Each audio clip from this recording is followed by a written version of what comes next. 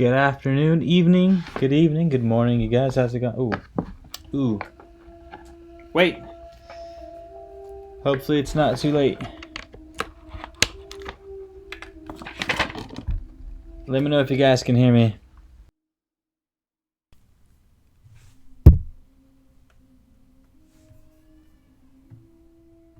How's it going, you guys? Good evening. Let me know if you can hear my voice and it's coming through. Hopefully it is. Welcome to another reading by candlelight / discussion. It's on the Key of Mystery from the Emerald Tablets. I like to revisit the tablets at least on the channel, at least every few weeks, just to, I don't know, man. It's dense.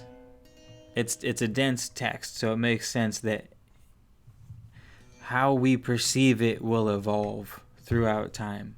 Like, you could have the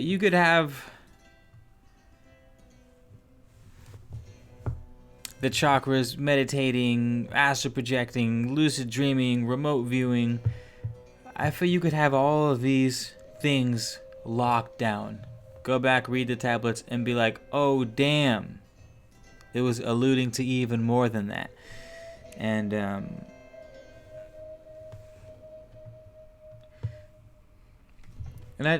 here's what I don't want to do.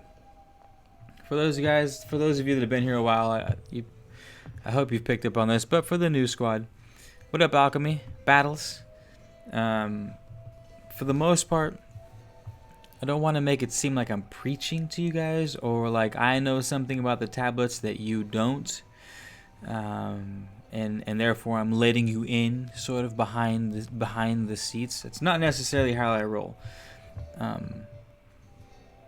While I do believe that there is an objective reality out there, I do believe a lot of it is subjective as well. And a lot of these esoteric texts have to do with just that. They have to do with how people relate to the text, right? Alan Watts said it best when he said that life is a relationship. If there wasn't something outside of ourselves to define us, then we wouldn't exist. We are able to exist upon that which resists us, and that which resists us will be different from person to person. Therefore, the relationship will be different. Therefore, the information and knowledge will be different. The same, but different to each person. I believe that's why it says that the text has to be read 100 times over, because it evolves. We evolve. Our relationship to the world changes constantly. Therefore, how we process information changes constantly. We evolve, we gain more experiences, which make us wiser, or hopefully they make us more wiser. The goal is that the experiences make us wiser for the better, but understandably that doesn't happen often. Or maybe it is. Nowadays, I think it is happening more often nowadays. Anywho, yeah. Give us a couple more minutes. We'll start at 8:08 because that's my number. We'll start reading at 8:08. Let people get a chance to filter in. I got some tea. I started growing some yerba buena, which is a sort of North American. I think they said it's in the mint family. I can't remember. I just came across it, but it smells phenomenal. Oh my god, it smells so good. Tastes good too. I've never had it before. So pour yourself a glass of tea, water, wine, have a brewkowski, maybe a nice little gin and a splash of lime. Whatever floats your boat. Whatever floats your boat. We ain't haters up in here. So Terry, love and peace and overstanding. How's it going? Wait, love, peace, and overstanding. You're the one that I said I didn't acknowledge, and I just acknowledged. Hell yeah. I told you. We're moving towards it. Jose, what's cracking, man? I love the tablets so much. I do too, man. Another thing I meant to add was sometimes I just like doing the tablets just because I fucking like doing the tablets. Even if the tablets were completely false and didn't mean a thing, the vibe that I pick up off of them I would still read it over and over again. You know what I mean? There's something about it. There's something about, like, I remember the first time I came across the tablets. I listened to them as an audiobook in my little pickup truck. And I was driving at night through the mountains, and there's not much light there, so I could see the Milky Way easily. I saw the city down below me, and I was driving up in the mountains, and I was like, damn, this is where it's at. This Toth guy, whoever this dude claiming to be an Atlantean is, with all these secret things going on, is really doing the do right now. And I listened to the whole thing, and I showed it to my roommate. I said, yo, Miles, you gotta check this shit out. He checked it out. He was all about it. Man, that was 2014, yo. Going on 2015. That was a good 5+ years ago. Time flies. 8:06. So I'm there with you, Alchemy. There's something about the tablets that really rings true.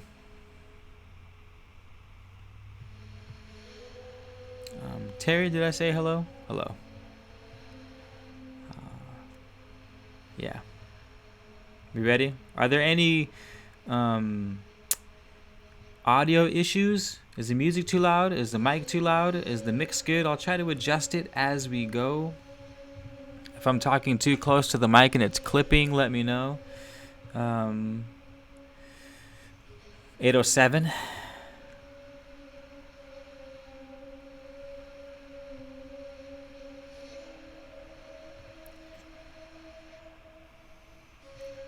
And hopefully this time I did the for the love of God. Hopefully this time I use the right songs to not get a copyright claim, so we can actually monetize. Because even though my channel is monetized, I haven't been able to monetize like half the videos because I keep using music, or something picks up, or I say the wrong word and YouTube's like, nah, this one ain't getting monetization. So this might be it. Agent Smith, what's cracking? 8:07. Oh, I need to pull up the tablet.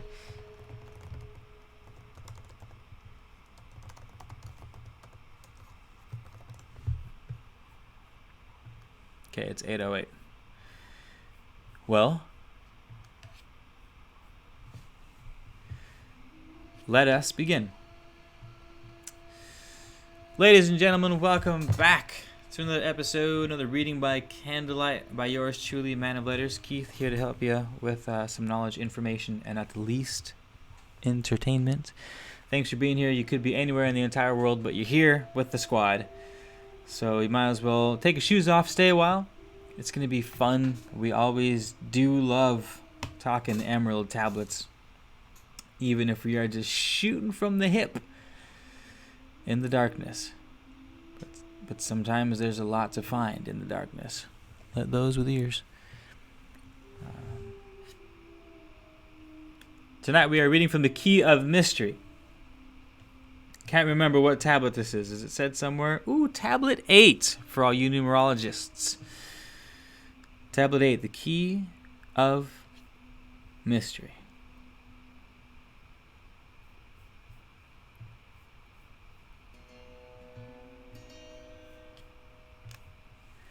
Unto thee, O man, have I given my knowledge. Unto thee have I given of light. Hear ye now and receive my wisdom, brought from space planes above and beyond.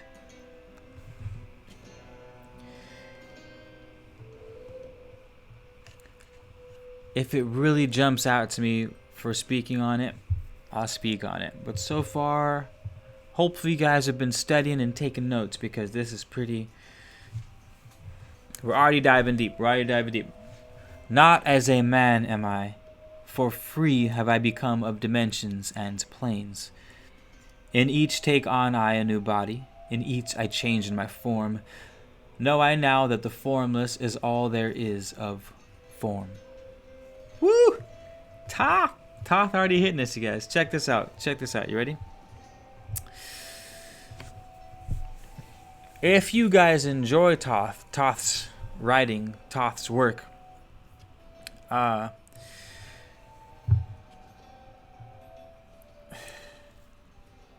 Check this out. Free have I become of dimensions and planes.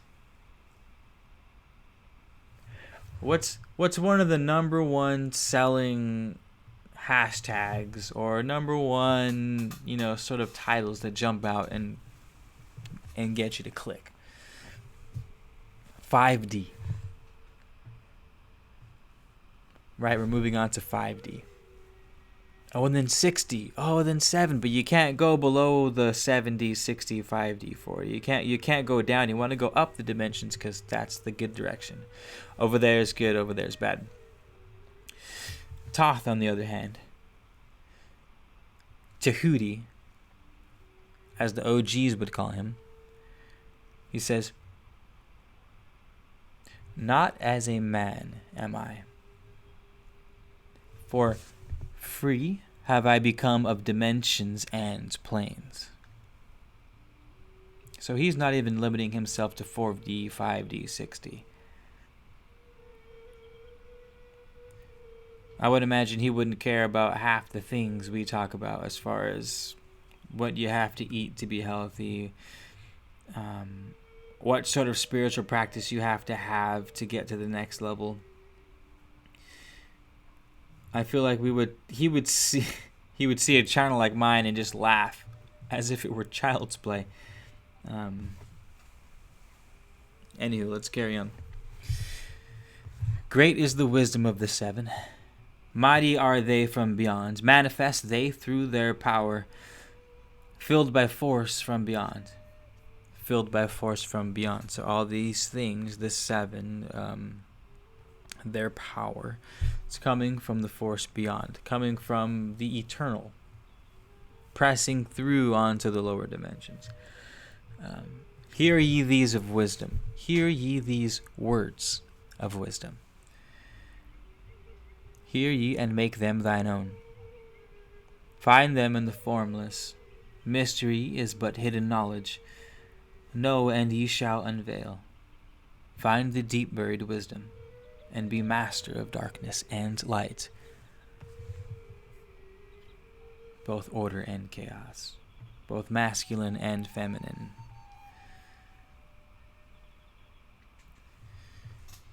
Deep are the mysteries around thee, hidden the secrets of old. Search through the keys of my wisdom, surely shall ye find the way. The gateway to power is secret, but he who attains shall receive. Look to the light, O my brother.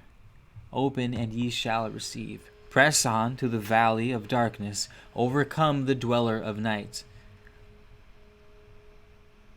Keep ever thine eyes of the light plane, and thou shalt be one with the light. Overcome the dweller of the night. You are the dweller, of the night. At least a part of you is a dweller of the night. I guess that soul spark, that soul consciousness of keeping to the light, is what we have to hold on to. Notice how Toth doesn't say avoid the darkness. He doesn't say avoid the night. He doesn't say pretend like the light is the only thing that exists. He says press on through the valley of darkness. Overcome the dweller of the night. See, the idea isn't to avoid the darkness. It isn't to pretend it doesn't exist. It isn't to say that we have to focus on all the positive, only the positive exists. There's no such thing as bad. Right? These things. It says, press on. Don't ignore it. Go straight through it. But keep thine eyes of the light plane, and thou shalt be one with the light. This is polarizing ourselves to a desired outcome. This is how we negate personally the law of rhythm, which says that all things must swing back and forth. Well, as the thing swings back, we can go through it. In fact, we must go through it. But we must also keep our eyes on the light plane. Carrying on, man is in the process of changing to forms that are not of this world. Grows he is time to the formless, a plane on the cycle above. Know ye must become formless before ye are with the light. So again, this tells us how to be one with the light. It says to be formless, because to be too tied in on the physical is to be too tied in on the densest aspect of ourself, the least changing part of ourself,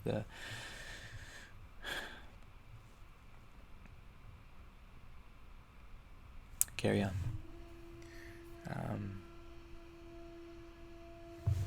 List ye, O man, to my voice, telling of the pathways to light, showing the way of attainment, when ye shall be one with the light. Search ye the mysteries of earth's heart. Learn of the law that exists, holding the stars in their balance by the force of the primordial mist.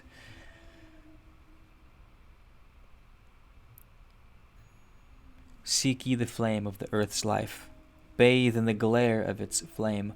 Follow the three-cornered pathway, until thou, too, art aflame.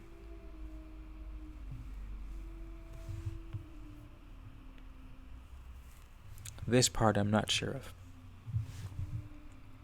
I mean, obviously I can just start plugging things in and shooting from the hip and make it sound like I know what I'm talking about.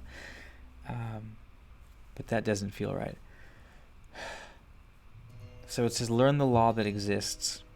Well, we know that these are the laws we study that come from oneness. Things like vibration and polarity and cause and effect. As above, so below. These are all laws that extend from.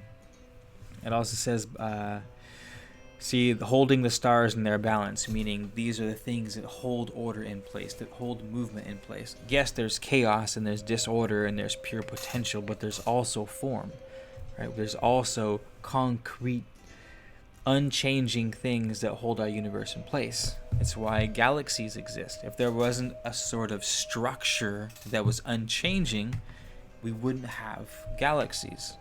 Right? We wouldn't have planets or suns, because there are laws holding these heavenly bodies in place. And it's held by the force of the primordial mist, meaning the eternal something pure source potential. Primordial meaning at the very beginning of things. But then it says, seek ye the flame of the earth's life. That's what I'm not sure of. Seek ye the flame of the earth's life. Bathe in the glare of its flame.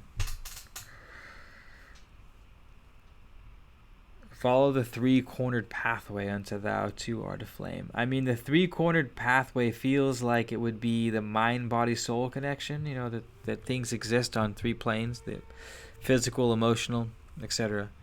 I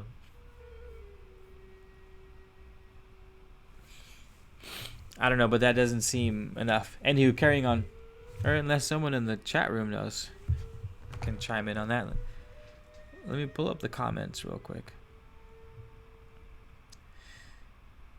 Bum bum bum bum bum bum bum. Just on three planes. Bum bum bum bum. All right, where we at? Three-cornered pathway, maybe triangle. Yeah, maybe triangle. That's a good throw.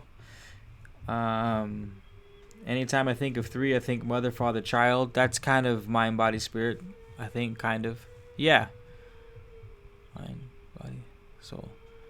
Yeah, that would be corresponding. Thanks for reminding people to hit the like button, Agent Smith. Appreciate it. So, all right, let's check this. You guys, the aliens? You just randomly calling us aliens, Kalis? Because I like it. Salabi has it going. 3 is also the first number that creates 2D form. Ooh, I like that. Okay, with all that in mind, let's read that over, and if it sticks, it sticks. And then we'll carry on. It says, where do we seek ye the flame of the earth's life. Bathe in the glare of its flame. Follow the three-cornered pathway until thou too art aflame. That could work. Maybe if you understand the sort of Father, Mother, Son, the Father, Son, Holy Spirit, the friggin' mind, body, spirit of the alchemist. Maybe when you understand that, you follow that path, you will, um, as alchemy says, be distilled into your more pure form, which is what we do with plants. You guys have seen me distilling plants. You apply heat to the plant, and it pulls the soul, it pulls the essence out of the plant, the essential oils, and distills it into a highly concentrated, highly vibrant, but reduced to extreme lightness at the same time. So I think we nailed it, you guys. I think we nailed it. Go team. But you ever thought about that? How when you distill a plant, you're both lightening it, but at the same time concentrating its power to tenfold. You know, you smell 15 milliliters of lavender essential oil, and it's powerful, but it equals the smell of something like, what's 15 milliliters of lavender take? Maybe a pound and a half of material for 15 milliliters of lavender oil. And then think of how powerful that is. That's a physical representation of the power of distilling, of applying heat and flame to transcend the body. You start with something like a lavender plant, which smells wonderful, to smelling a drop of pure lavender essential oil, and you can't even take it. Isn't that crazy? Sometimes you smell certain essential oils and you can't even stand it. Your physical body can't even stand it because it's too powerful. Anywho, let's continue.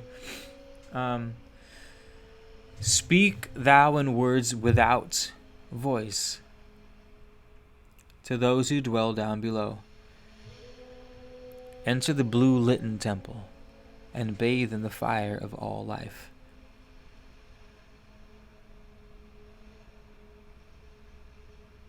Know, O man, thou art complex, a being of earth and of fire. Let thy flame shine out brightly. Be thou only the fire. Wisdom is hidden in darkness, when lit by the flame of the soul. Find thou the wisdom and be light-born, a son of the light without form. Seek thee evermore wisdom, find it in the heart of the flame. Know that only by striving and light pour into thy brain. Now have I spoken with wisdom. List to my voice and obey. Tear open the veils of the darkness, shine a light on the way. Ooh, tear open the veils of darkness. Shine a light on the way. Also, I want to remind you guys, sorry, I saw that last... the second time I read that passage, it seemed super sexual. So I wanted to remind you guys, darkness isn't always bad. Light isn't always good. All right? Remember, we have to see this as phrases having multiple meanings in order to convey multiple messages. That's how these guys wrote. One word was, these things are laced with information, you know? Tear open the veils of darkness, shine a light on the way. If a woman is to be impregnated, the seed enters the darkness of the womb. Sorry, there's a quite a segue from those last two lines, and the last two lines are tear open the veils of darkness, shine a light on the way. The seed, right? The masculine is generally the light, is the thing that penetrates, whereas the feminine is the dark chaos. It's the thing that receives everything. That's why it's dark. That's why black is black, because it receives all wavelengths of light, and therefore what's reflected back is black. Whereas a plant leaf absorbs all colors except for green. That's why plants tend to be green because that's the only color that they don't use. So when this says tear open the veils of the darkness, shine a light on the way, it's not, you're not in there just destroying shit in the darkness. Sometimes you are, but sometimes not. I mean, it depends. Like you're going on a walk in the woods at night. It's only scary because you're not sure what's there. But for the most part, it's chill. There's a couple trees, there's some birds running around, there's some spiders, some snakes are probably sleeping, maybe a bear, hopefully not. Some friends become enemies, some enemies become friends. Next day you wake up, it's in the morning. It's the same place, but the vibe is totally different. You guys ever have that feeling where you're camping and you tell scary stories and it's hella spooky and you're going to bed terrified and this and that's going on? And you wake up in the morning and you think to yourself how silly it was to be that scared because there's nothing out there. That's sort of what I'm picking up from this passage.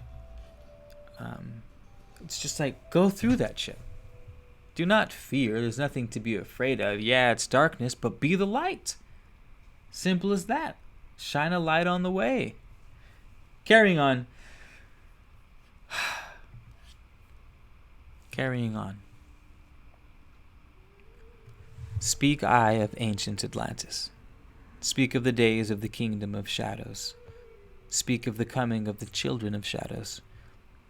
Out of the great deep they were called. Out of the great deep they were called. Called by the wisdom of earthmen. Called for the purpose of gaining great power. Ooh, so now we're getting into some storyline. I'm liking it, Toth. Far in the past, before Atlantis existed, men there were who delved into darkness, using dark magic, calling up beings from the great deep below us. Forth they came into the cycle. Formless were they, of another vibration, existing unseen by the children of earthmen. Only through blood could they have formed being. Only through man could they live in this world.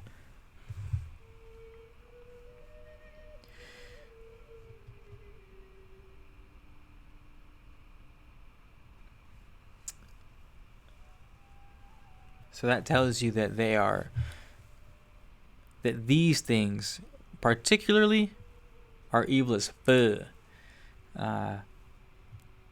Because they're formless, and you think a second ago, Toth says, wait, you must be formless. That's the goal, right? So these beings are formless. So the idea is, wait, if these guys are formless, but they're bad, but they need human blood to exist, that tells us that they need a vessel. That maybe their journey is disembodied evil spirit, human, then maybe the good guy, who knows? Or maybe the bad guy, I'm not sure. Makes me think of the blood sac, how demons tend to always need blood offerings.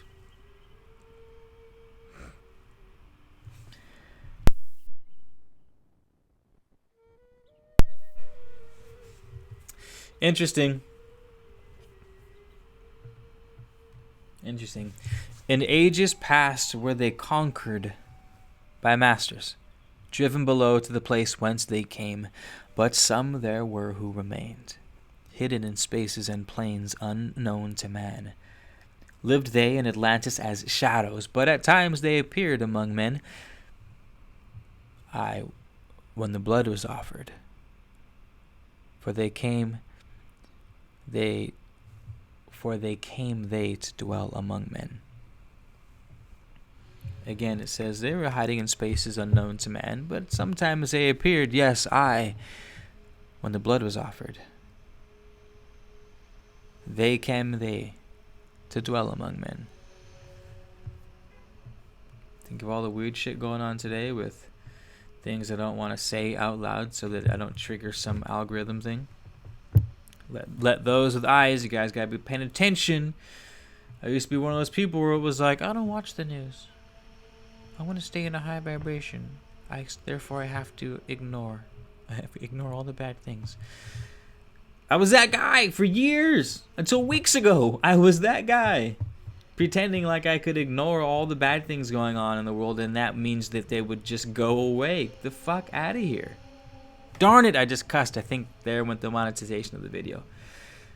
Bastards. Anywho, I got excited. See, I get fired up by this thing. But back to what Toth was saying before. Tear through the darkness, but shine a light on the way. Y'all got to be paying attention to what's going on. I swear, be paying attention, but carry the torch. All right? Carry the torch as you walk so you don't get consumed by the darkness. Carrying on. In the form of man they amongst us, referring to these demon things, but only to sight were they as men. Serpent-headed, when the glamour was lifted, but appearing to man as men among men, crept they into the councils, taking forms that were like unto men, slaying by their arts the chiefs of the kingdoms, taking their form and ruling over man. Only by magic could they be discovered. Only by sound could their faces be seen. Sought they from the kingdom of shadows to destroy man and rule in his place.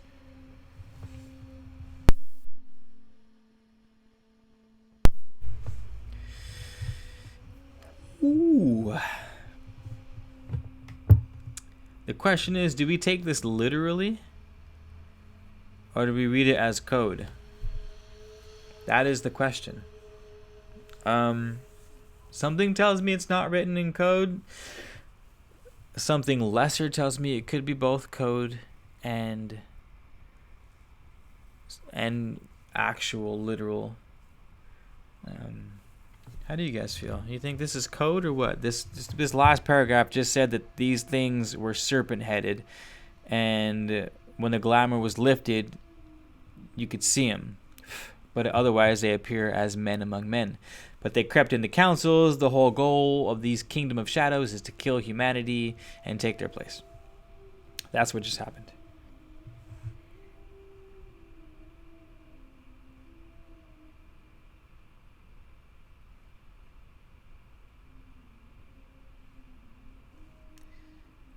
Torn Floyd with the heads with what are those guys called?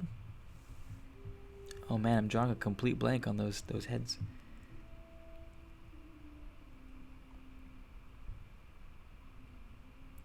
Intuitive capabilities required.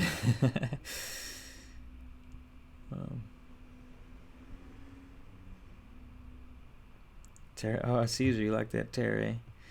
Yeah.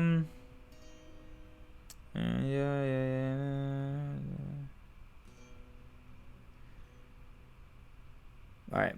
Can't get too caught up in you guys' comments because they're good. Let's finish reading this. I don't even know how long this chapter is. Not too much longer. Okay. Carrying on. But know ye, the masters were mighty in magic, able to lift the veil from the face of the serpent, able to send him back to his place. Came they to man and taught him the secret, the word that only a man can pronounce. Swift then they lifted the veil from the serpent and cast him forth from the place among men. Yet beware, the serpent still liveth in a place that is open at times to the world. Unseen they walk, in places where the rites have been said.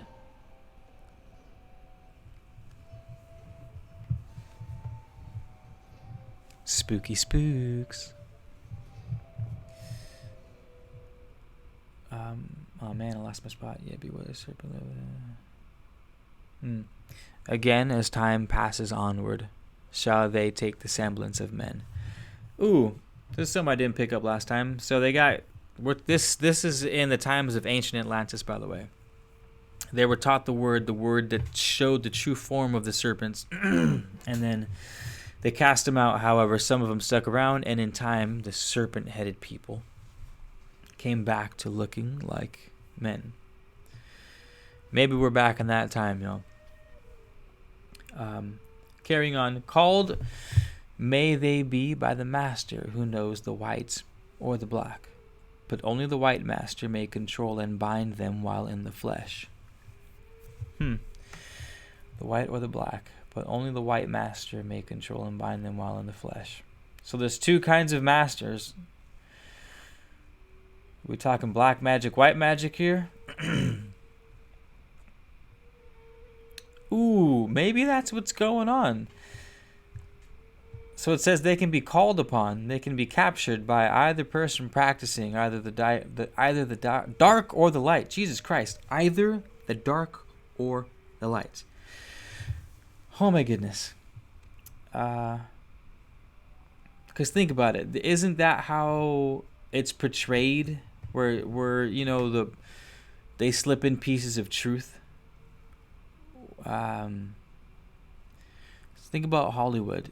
It's the quote-unquote dark magicians who capture the evil spirits and bind them to a place or an object, to a person, whereas it's the spiritual practitioners of the light, the so-called priest of any culture, actually, even shamanic priests, the ones who heal are the ones you have to call to cast a demon out of a person when it's in the flesh. Think of the exorcism. It takes a special type of person to cast the thing from the flesh, as compared to the type of person that binds the soul to the flesh. So it says, "Seek not the kingdom of shadows, for evil will surely appear. For only the master of brightness shall conquer the shadow of fear. Know ye, O my brother, that fear is an obstacle great. Be master of all in the brightness, so the shadow will soon disappear. Hear ye and heed my wisdom. The voice of light is clear. Seek not the valley of shadow, and light will only appear. List ye, O man, to the depth of my wisdom. Speak I of knowledge hidden from man. For I have been on my journey through space-time, even to the end of space of this cycle. I glimpsed the hounds of the barrier, lying in wait for he who would pass them. And that space where time exists not, faintly I sensed the guardians of cycles. Move they only through angles. Free are they not of curved dimensions. Strange and terrible are the hounds of the barrier. Follow they consciousness to the limits of space. Think not to escape by entering your body, for follow they fast the soul through angles. Only the circle will give ye protection, save from the claws of the dwellers in angles. Once in a time past I approached the great barrier, and saw on the shores where time exists not, the formless forms of the hounds of the barrier. I holding in the midst beyond time I found them, and they, scenting me afar off, they raised themselves and gave the great bell cry that could be heard from cycle to cycle, and moved through space toward my soul. Fled I then fast before them, back from time's unthinkable end, but ever after me pursued they, moving in strange angles not known to man.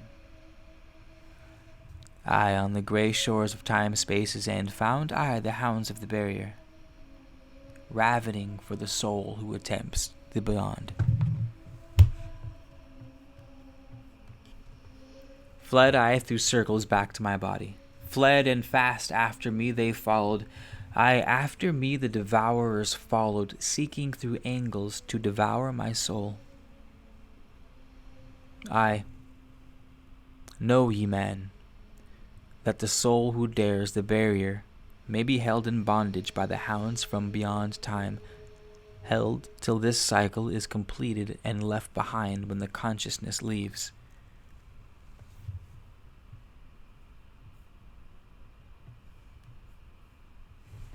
So we're getting people missing cycles at this point.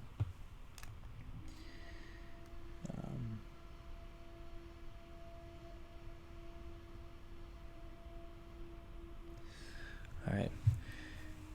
Turn down this freaking light. That's right, you're killing me.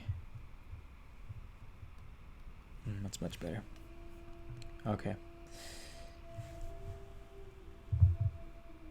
Entered I my body, created the circles that know not angles, created the form that from my form was formed,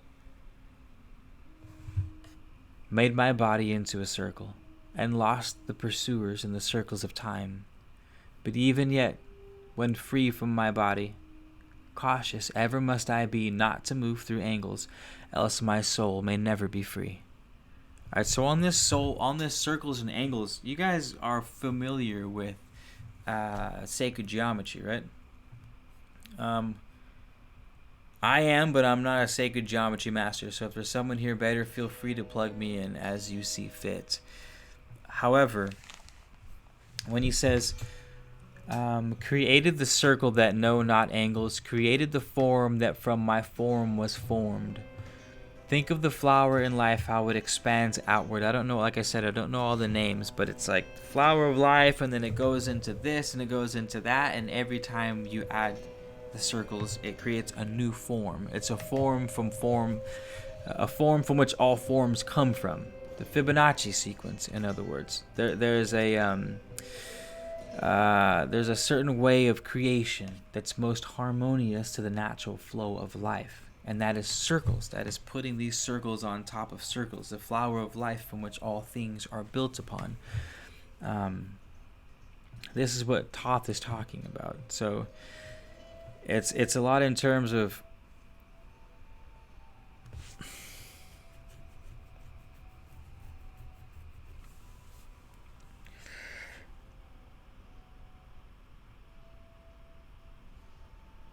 yeah. Shall we continue? Shall we take a break? Anybody want to get a glass of water, or should we do a little what's the word? Little break. Could give you guys a little bathroom break. Roll up another J for you guys, or pour yourself some more coffee. Ooh, I forgot about my tea. Speaking of which.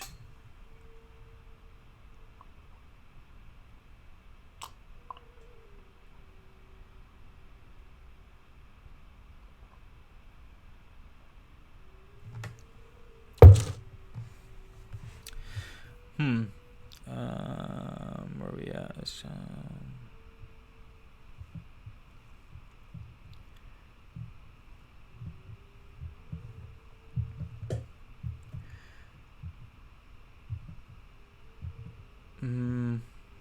This stuff is so deep, you can never truly get a handle on it. Shit, SWAT. I feel you on that.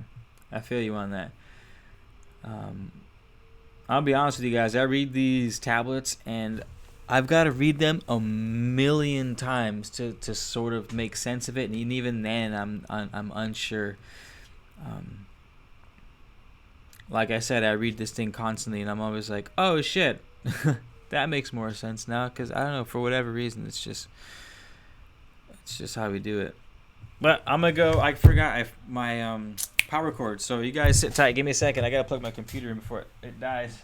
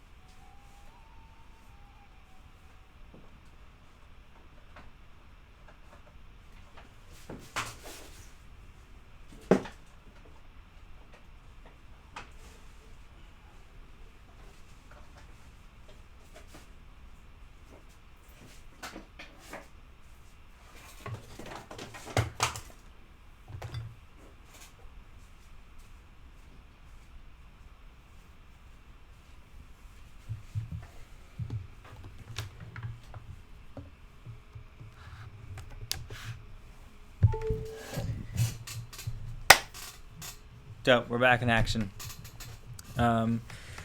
Quick shameless plug. Hope you guys don't mind. If you want to support the channel, you can. I have a cash app. It's in the description. The super chat works. Please feel free to donate like 99 cents at a time. Y'all be giving me like $5-10 at a time, which I appreciate the hell out of. But like dollar bills are dope too. A bunch of dollar bills every video is dope too. Or just like the video for those of you that are in the room, so that the video gets broadcasted to more of my subscribers. Otherwise, not all of them get the notification, so that works too. And even on top of that, just being here, period, actually. And you guys obviously are here if you're hearing this, so thank you guys. That's in and of itself support. So thank you guys who are here. I appreciate the hell out of you. Thanks for contributing and being homies, and getting good dialogue going. I appreciate it a lot. Oh man, fan's cranking up on my computer. I finally ordered a laptop fan, you guys. I got a super expensive one because we come in with that fire, so it makes sense that we got to come in with that cold to balance it out. And we won't have to listen to this obnoxious computer fan anymore. So there's that to look forward to. That being said, we will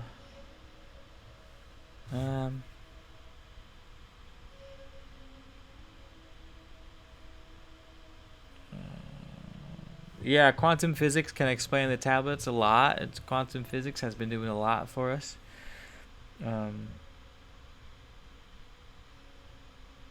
Smoking out in nature while it rains, that sounds wonderful, Alchemy.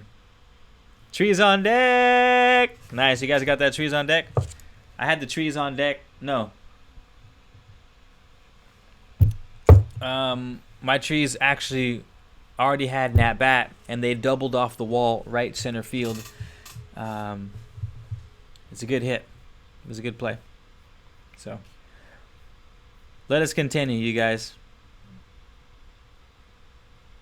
Where are we at?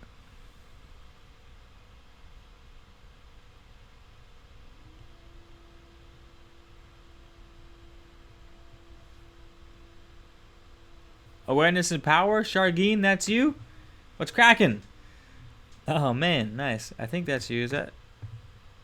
I gotta. Sorry, I keep getting sidetracked. We're carrying on.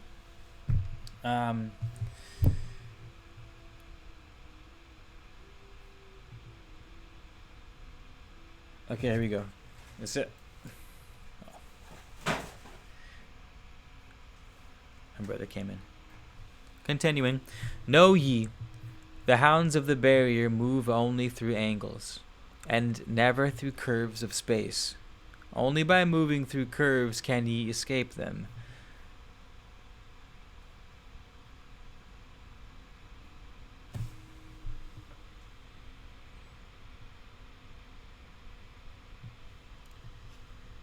I think I might start needing reading glasses pretty soon, you guys.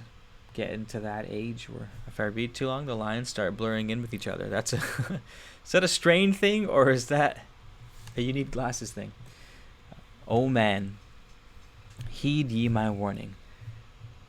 Seek not to break open the gate to beyond. Few there are who have succeeded in passing the barrier to the great light that shines beyond. For know ye ever the dwellers seek such souls to hold in their thrall.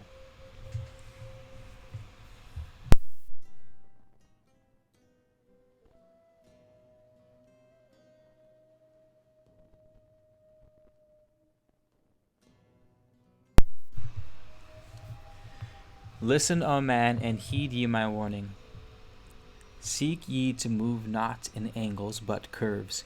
And if while free from thy body thou hearest the sound like the bay of a hound, ringing clear and bell-like through thy being, flee back to thy body through circles.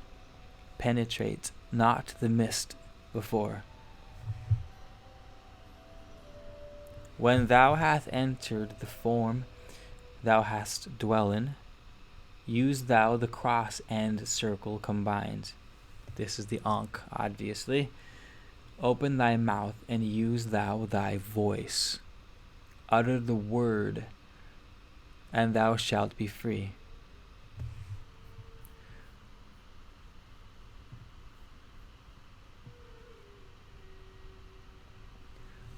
Only the one who of light has the fullest. Only the one who of light has the fullest can hope to pass by the guards of the way. And then must he move through strange curves and angles that are formed in direction not known to man. So when we think of a direction not known to man, that would be entering the next dimension. Because when you think in terms of 1D, 2D, 3D, 1D is a point on a piece of paper, 2D is 2 points in creating a line, 1D, 2D, or a flat plane, right? So you can connect those connect the dots in a flat plane. That's 2D, right?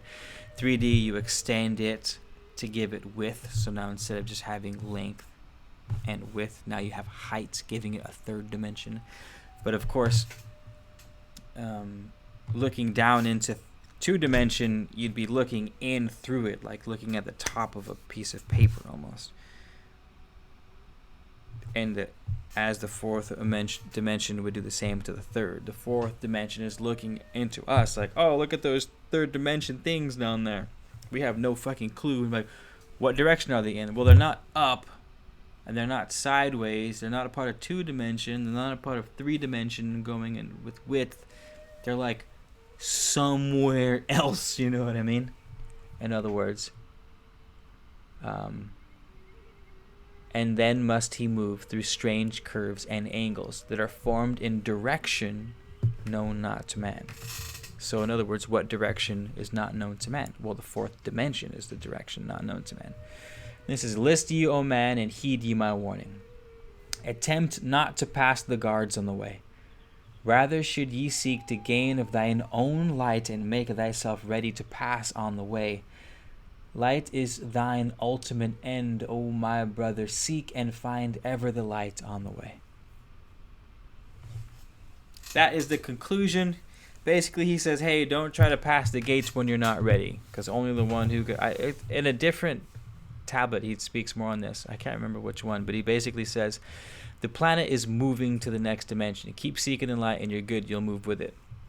Some people can get to the next plane of their own accord, but you're essentially a master of the light, a master of moving through curves and spaces and directions not known to man.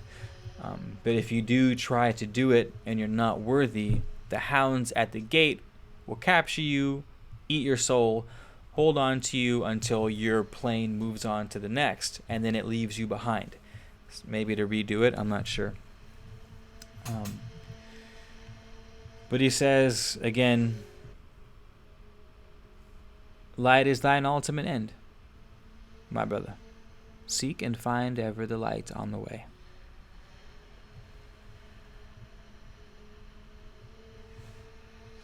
Blue light filter helps. Thanks, Shargeen. That's right. I heard about that blue light filter thing.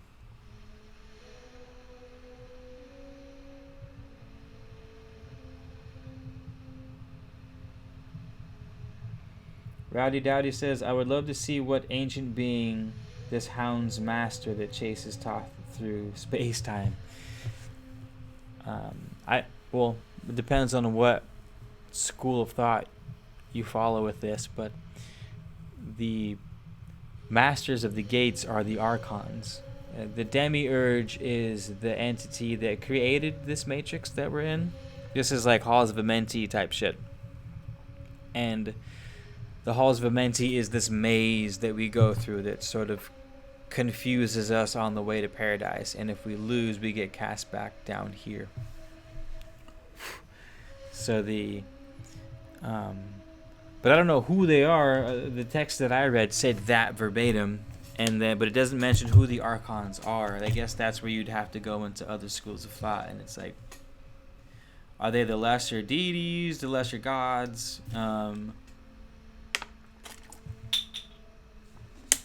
Yeah. Who knows? Hey, 45 people are on. Is it still 45 people? That was a good number. Light equals pineal gland as well. Once it starts to opens up that light, aka information ports. Yeah.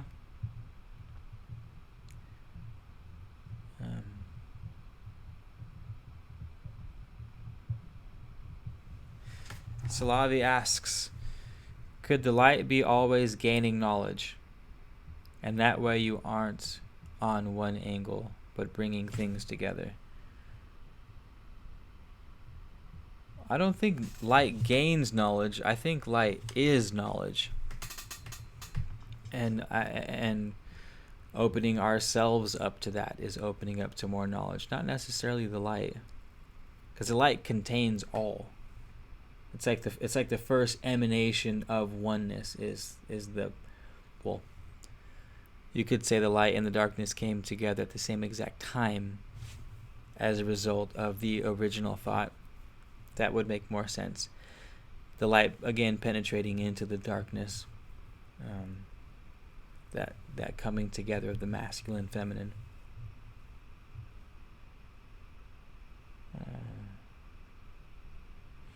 But yeah, there's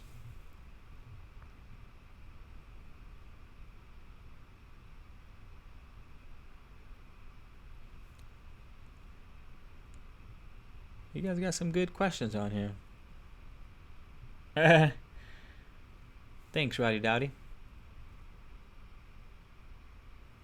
Sorry if I'm missing some of you guys' comments and stuff. I can't. There's actually way more comments than I thought. We're killing it in the live right now. We got 48 people in here. Hell yeah. But any other questions? Any other things going on in your guys' heads? It's 9. I was expecting to end this a lot later, so we can stay and maybe read something else. It does feel good in the garage right now. I wish everybody in the house would get off the Wi-Fi. Wonderful wheat bread. Why is the bread so wonderful? Question. ¿Y por qué? I want to read. There's something else. I can't remember the name of it though.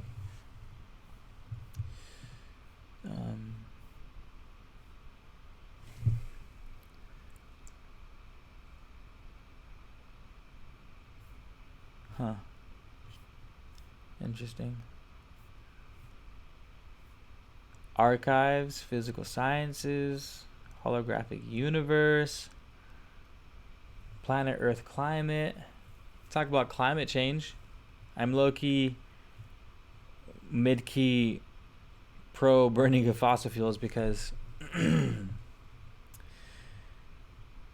my baby girl plants need that carbon dioxide ppm to jump another like 750 points to really be killing it. No, like 650 points to really be killing it. I'm going for global earth jungle. I'm going for global earth forest, you guys. So I'm definitely the dude in Lord of the Rings that's like, screw everyone, I'll kill the orcs and I'll kill the humans because none of them care about the forest. You guys remember that character, by the way? That's who I based my tattoo off of that you guys can't see. It's a quote by this dude named Bjorn, which is Swedish for bear, and the dude happened to turn into a bear. But he said, or Gandalf looked at him and he said, that man is under no enchantment but his own. Because the hobbits said, yo, Gandalf, who's that gigantic, massive, terrifying bear dude? Can he be on our side? And Gandalf said that dude is on, basically said that dude's on no one's side because no one is on the forest side. So he's like, fuck everybody. Damn, there goes another curse word for the monetization. I got fired up again. But where was I? Why were we talking about that? Bjorn? Buried? Oh yeah. Oh yeah. Plants thrive. The world was at its peak of ecology and oxygen production and plant and life production, it's at its peak at 1,000 parts per million carbon dioxide, because that's when photosynthesis. I can't talk tonight, you guys. What the hell? Photosynthesis is at its peak performance at about 1,000 parts to, I think it's 1,250 parts per million. Right now it's at like 450 parts per million. So basically the lungs of the planet are running at about 45% capacity at the moment, and I would like the lungs of the planet to be running at 1,000 parts per million, or at 100% capacity, so that my trees will grow bigger and taller.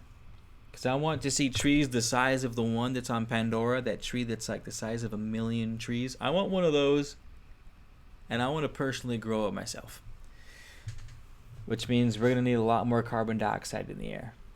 So when I drive by oil rigs, we have oil rigs here. I know this is my dark side coming out. This is my dark side coming out, you guys. I'm sorry, I'm not sorry, but this is my dark side coming out. When I see the oil being pumped out of the ground, my first thought is, hell yeah, with every pump of oil is like that much more trees in the air, or like tree foliage that spreads across the planet. It's like, who's the dude from Marvel? The dude who wants to kill like half of existence because he wants to restore balance to the universe because it's super out of whack. Which is what nature does, by the way. Whenever a system is out of balance, it kills things off to return balance. Naturally, not vindictively. For example, if you have a ton of deer, say it rains a lot and there's a lot of vegetation. Rains more than normal for an area, which means you have more deer because there's more food for the deer to eat.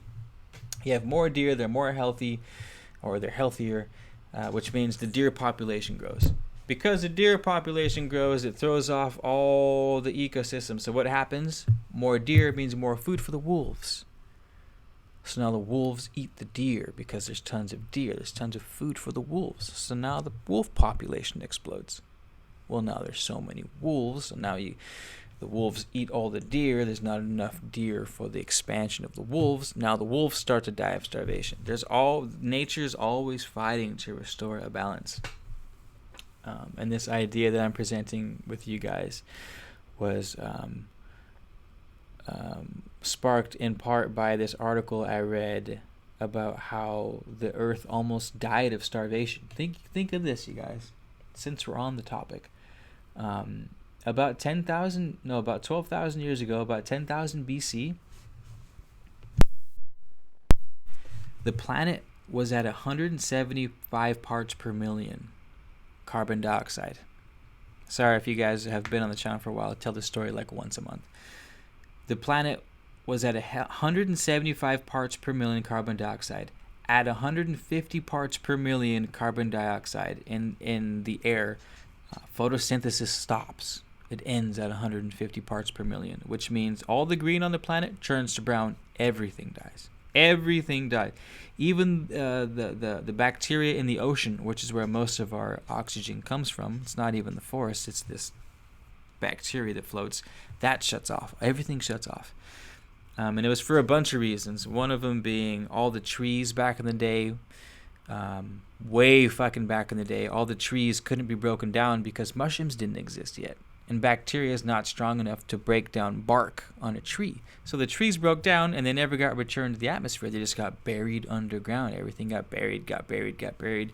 We're talking hundreds of millions of years of massive fucking trees, way bigger than today. Massive trees fall to the ground, get buried. 200 million years later, all that stuff turns to oil. So all the carbon dioxide is trapped underground. Not to mention we had an explosion of sea life over the past 10 to 20,000 years, which means coral exploded. The Great Barrier Reef in Australia was way bigger in 10,000 BC. That's all calcium carbonate. Carbon dioxide dissolves into the ocean from the air, and it just dissolves straight into the water and gets absorbed. Everything that has a shell is made of calcium carbonate. That's carbon dioxide dissolved and trapped under the ocean. And what this scientist was saying was,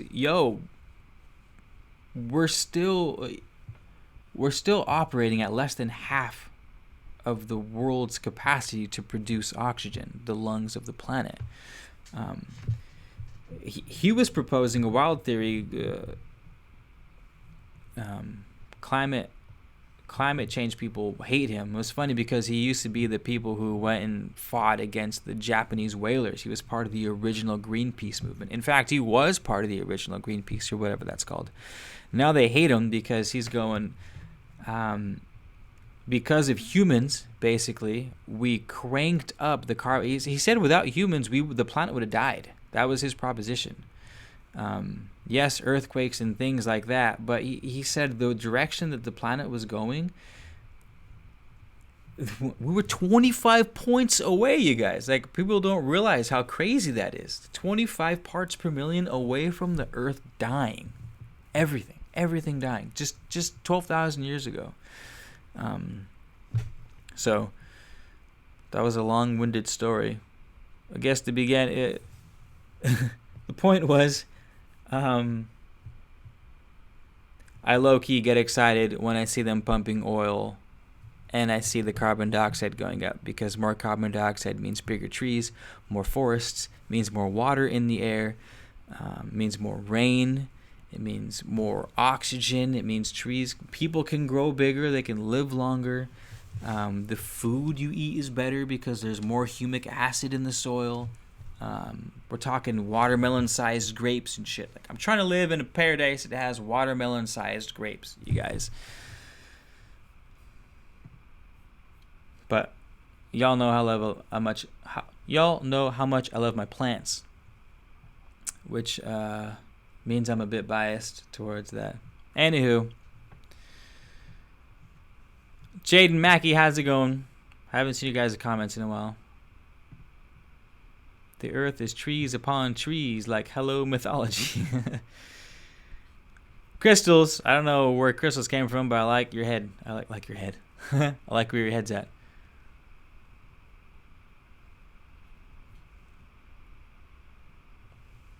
I love your channel. Oh, I love you. Oh, what up, Kay? What up, Cesar Lopez? I love you because I love my cell phone.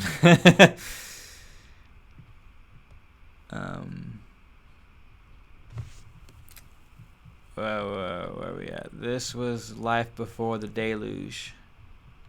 Yeah, Torrin, well said. Sounds like the Yellowstone Project. I'm not sure what that is.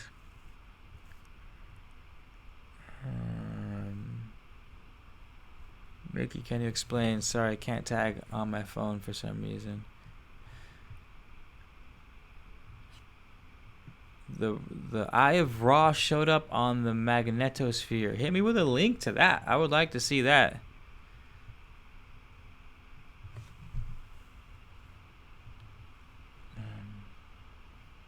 James Wilson, are you watching this video from the very beginning and commenting in the comment section? Is that what's happening right now?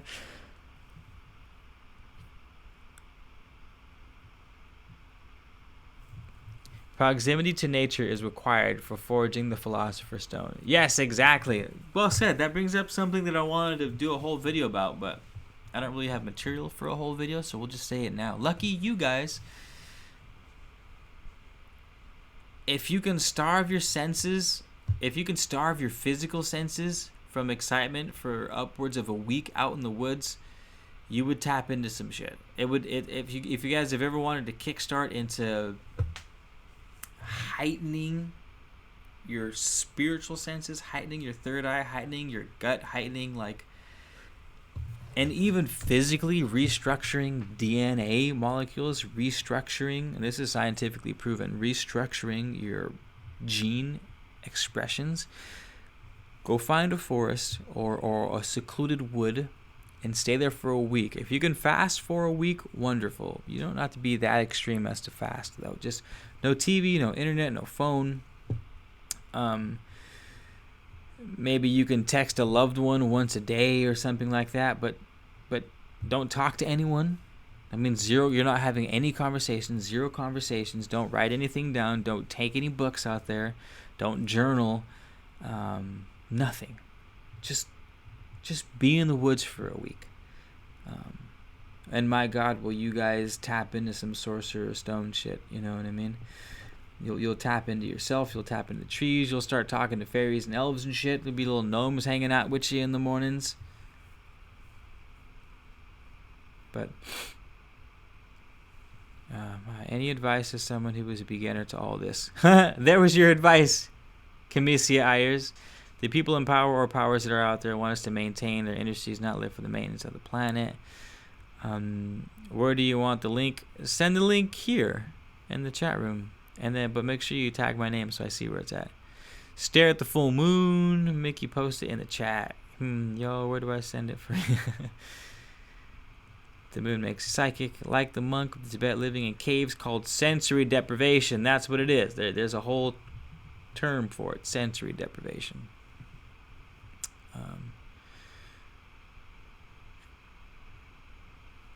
Where are we at? Oh, you posted the link? I don't see the link.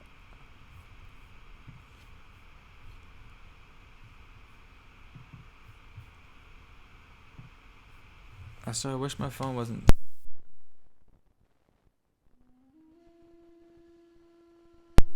The damn computer wasn't so loud.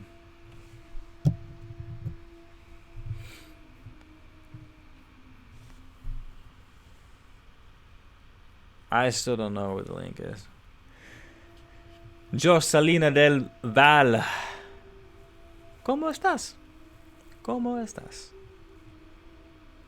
Oh, someone asked me a question. Any advice to someone who is a beginner to all this? Can you be more specific, though, Camicia? What do you mean by all this? Beginner to philosophy, to spirituality, to the Emerald Tablets. What? Yeah.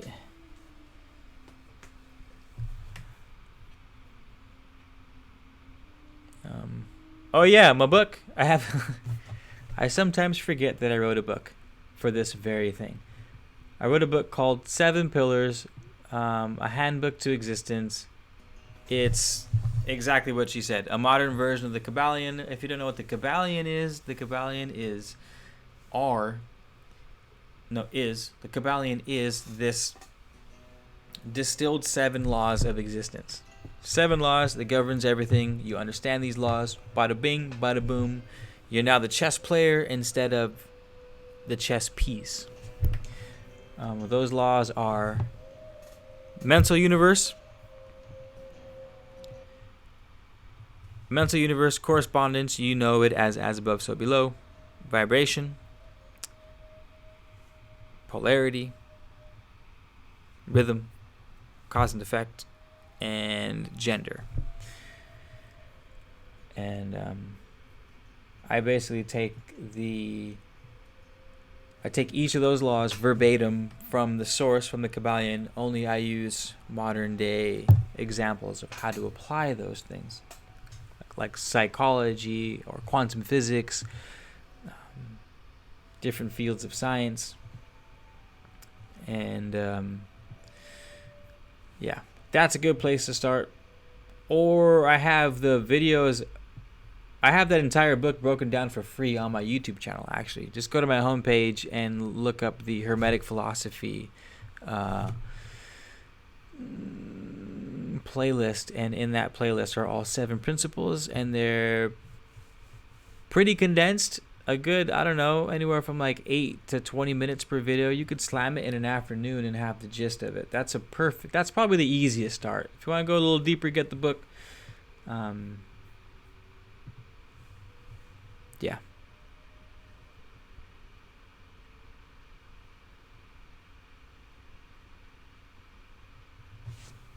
Study vigorously.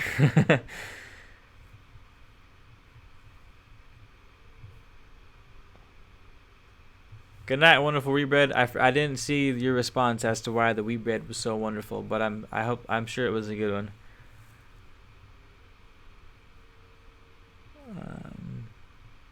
There are other ways. Start meditating.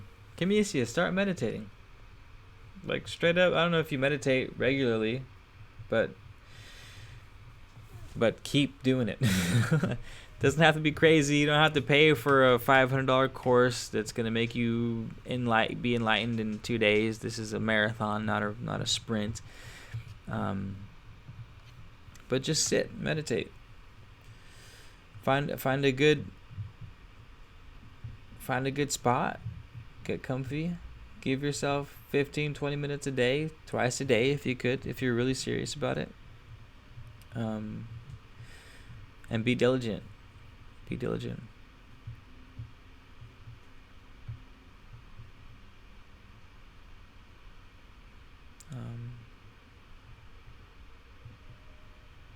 So being used meditation. P.S. It's Chemasia.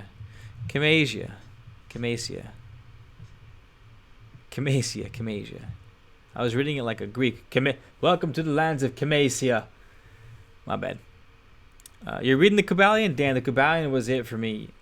I'm sure you guys know if you've been following my channel, but the Kabbalion was the book I read, and I went, ooh, this is the first text that's included every single text I've ever read, period. Whether it was a spiritual text or not, it included everything. Stories, mythologies, historical occurrences, quantum physics, physical sciences, the social sciences, fucking Bible. So you're in a good spot, Kamasia. I would say just keep doing what you're doing.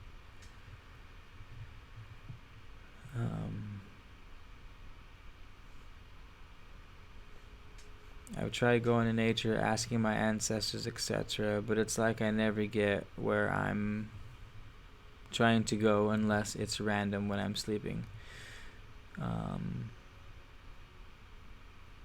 Nikki Delancre, I promise I will make a 7 Pillars audiobook.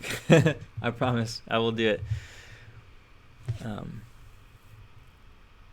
Kim Age, you've astral projected. Why don't you just astral project and go dip into the Akashic records, and you come back on a live with us and you teach us some shit? How about that? How about you astral project, go report back on a live, tell us what you saw, do it for 3 nights, hit us with a solid 3-night astral projection. If you could, we're trying to work on a group. We're not trying. We are working on a group location tulpa that we can all visit and start manifesting like a disembodied realm where we can manifest things on that side so that they manifest here faster. So maybe you can inquire for us to help facilitate that. That would be wonderful. And if you're having that much trouble with meditating, but you're astral projecting and you're seeing spirits, then maybe you don't need it. I thought all this was new to you. This doesn't seem to be that new to you. You faker. You let us on, Kim Asia.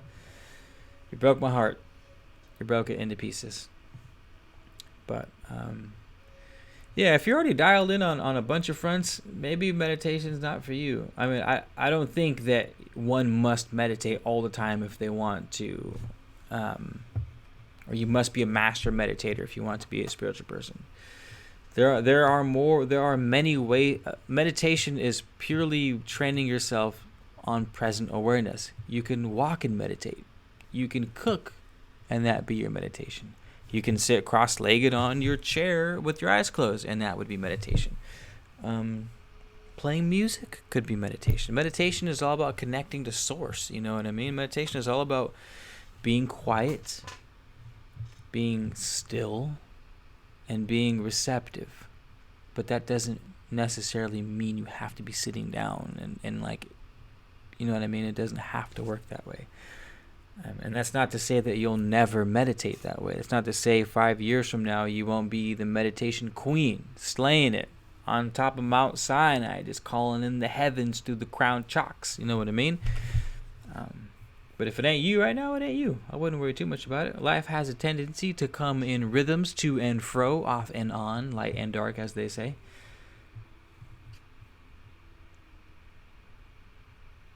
Someone thanked Alchemy of Life for something. I don't know what it was, but Alchemy drops some bombs of knowledge. So Without even knowing what he said, thanks, alchemy, from me too.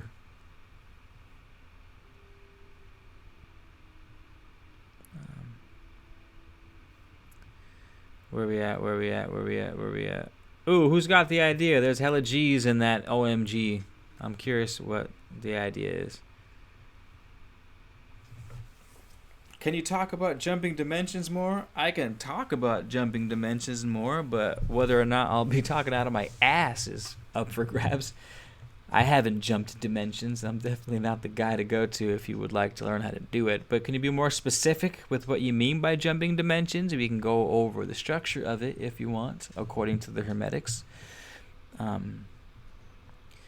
Like jumping to the fourth dimension, or do you mean just like a alternate parallel dimension, like the dimensional tulpa that I was talking about? Like what exactly is your question? What dimension are you referring to, in other words?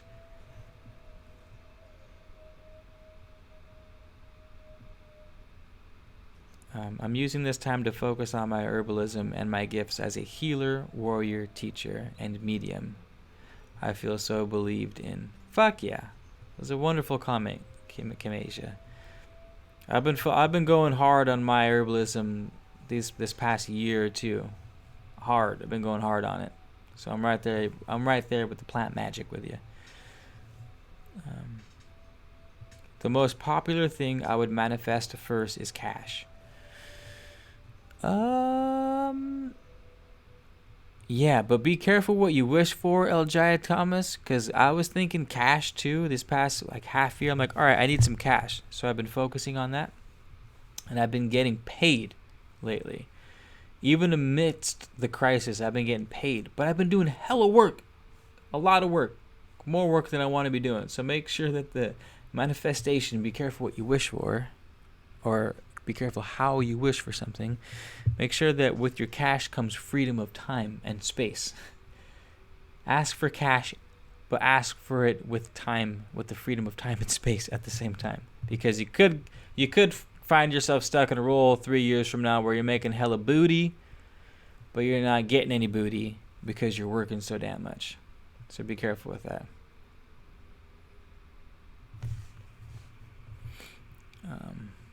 What up, Sarah? Cash is abstract. It's not real. That's a good way of looking at it, for sure. Cash is very abstract, can be taken in a bunch of different ways. It's definitely a good idea to get specific about your goals for any of you guys. And that's not even like a spiritual thing. That is just a straight up, you're trying to get shit done, you need specific goals. Because if you don't have specific goals, then that means you don't have specific actions to take towards those goals. And if you don't have specific actions, then you're just doing whatever the fuck comes up. And sometimes you're getting it done, and sometimes you're not getting it done. And it's like some friends become enemies, and some enemies become friends, and it's just not fun in the end. So even if you don't hit the goal, make sure it's a good and well-defined one, so at least you have something to aim for. Where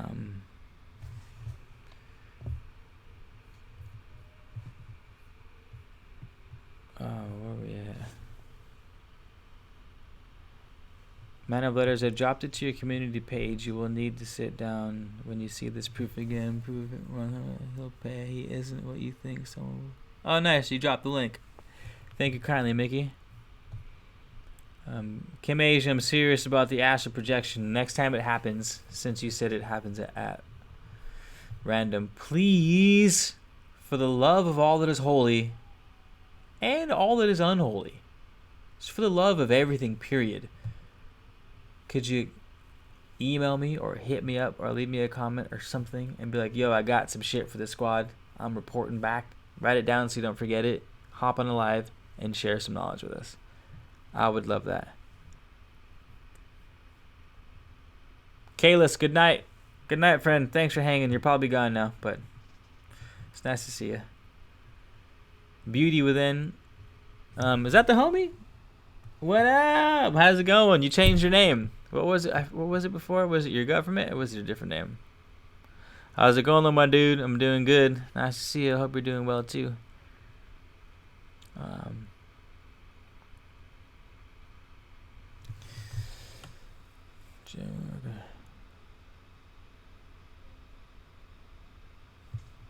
Sarah Romano, good meditation for manifestation, as if you are remembering it. I like it. Is it the link for the eye? Where is it? It's on the community page. I'm not sure what she meant exactly by that. I just assumed I would find it if I looked. However, let's look right now and see what she was talking about. Clicking on the community page now. I mean, I can post to my community page, but I don't think you guys can, so I'm not sure what she's talking about.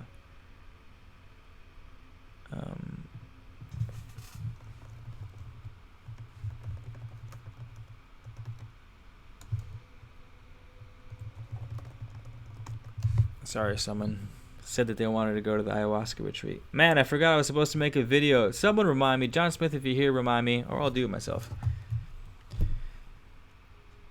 Set reminder tomorrow, ayahuasca retreat live video. Done. Thank you, Siri, for tapping into my contacts and sending them all to Bill Gates so he can give me mandatory vaccinations. Where were we? I don't know where that link is.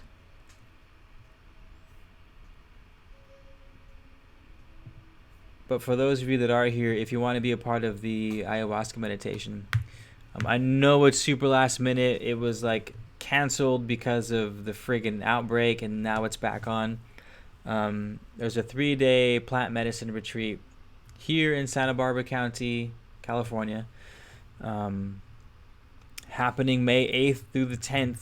So it's like 2 weeks from now. But it's Mama Aya and San Pedro, the cactus, and the sacred toad, which is the 5-MeO DMT, but from a toad. I believe is there a mushroom ceremony as well? Anywho, there will be food, no showers. Bring your tent. This is the first of, I'm hoping many. I would like to do 3 or 4 of these a year and use the money to build out the space. 10 acres of beautiful land, rolling hills and oak trees. It's amazing. It's absolutely beautiful out there. But that's it. It's just, the plan is to build it out. It's to just every one of these get bigger. Throw out some yurts. Throw out some friggin' jacuzzis. I'm growing plants. I'm gonna grow medicinal herbs and grow trees and grow frankincense forests and just make it paradise on earth. My own little Eden, if you will. I have huge plans. I want to put one of those geodesic domes on it and create like a huge biosphere. But you gotta start somewhere, and this is it. So if you guys are interested, hit me up. If you're out of state, that's super last minute. But if you're in California, SoCal, Central Cal, NorCal, feel free to hit me up. It's being hosted by this legit group, this medicine man and his squad that puts it on. So it's a well-placed container. I believe they chant and do music. I haven't done it with him before, but there's usually chanting and music, and there's hape ceremony, which is the sacred tobacco ceremony during like as a sub ceremony, I guess you could call it. But it's a pretty magical experience, to say the least.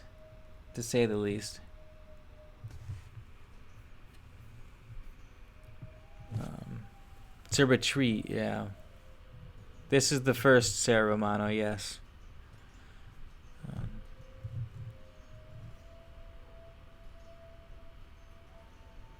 Looking in the passports, Mr. Smith. Good luck. But also, don't kill yourself, because I do plan on having more. So if you can't make this one, it's alright. It's alright, we'll have more. I'm not too worried about it.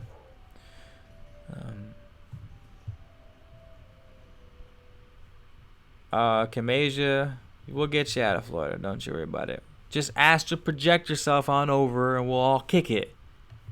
You can, if someone will see you, be like, yo, I saw this chick. It's like Kamasia's coming to my head. She was there when I was all dosed out.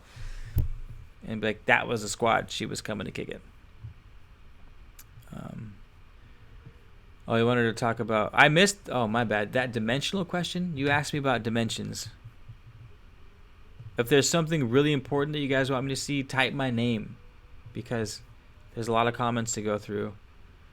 And if you highlight my name with something like a response to one of my questions, that would be helpful. Used to do many festivals. I'm right there with you, Sarah. I have many a festival in my day, but it's been a while. I want to pick it up again. I've just been busy these past couple years.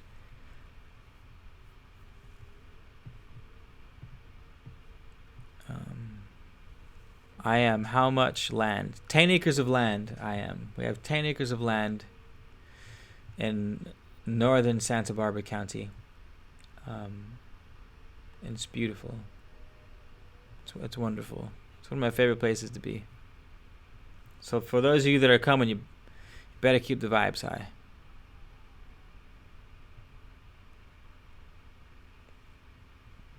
I recommend working on proper posture, oddly enough. It seats your spirit properly back in the body. I like that, Pais. I'll work on my posture. I gotta step up my yoga. Maybe I'll start doing yoga daily.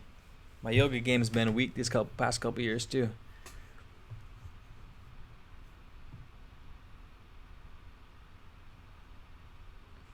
Well, here's the thing, Pais. It's easier for many of us to get skilled in lucid dreaming, and then I want to do some lucid dreaming work. This is the plan. We got 49 of you in here, so the squad's growing.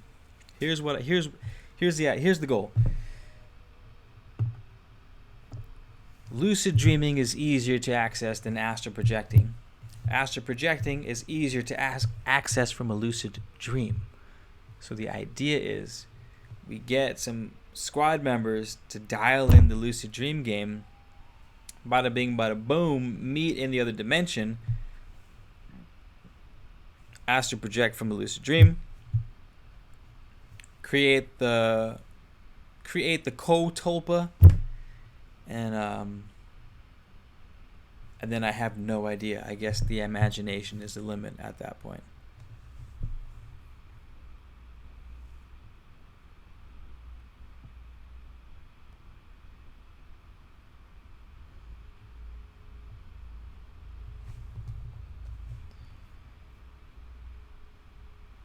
We have a few nice spots in Ohio. Ohio's been popping up a lot lately.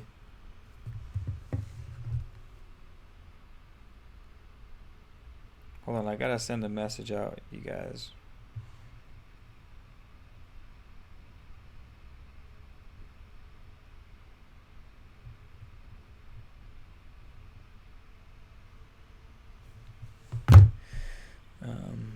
Lucid dreaming is my jam. Nice, Sarah.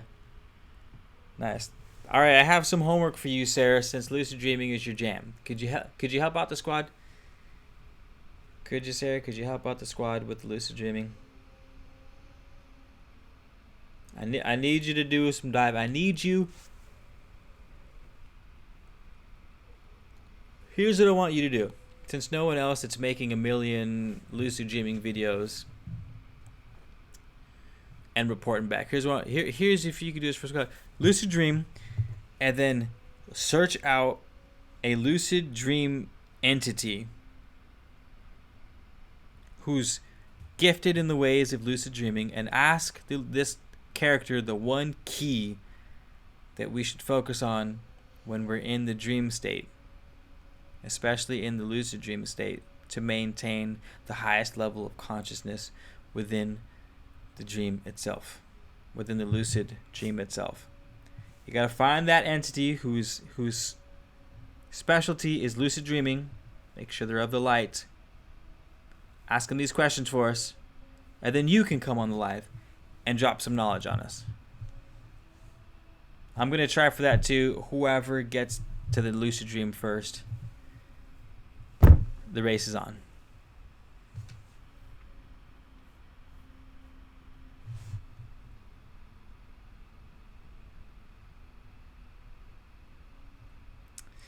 Pais, I could be ready in a few weeks. Same.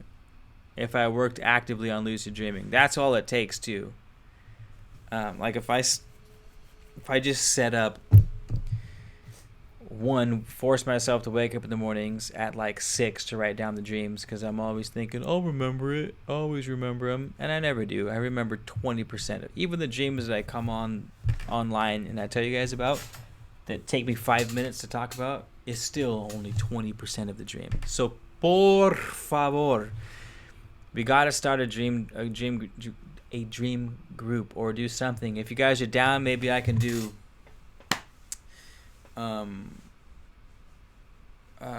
lucid dream journal entries live on these things, to sort of hold accountability. I don't know.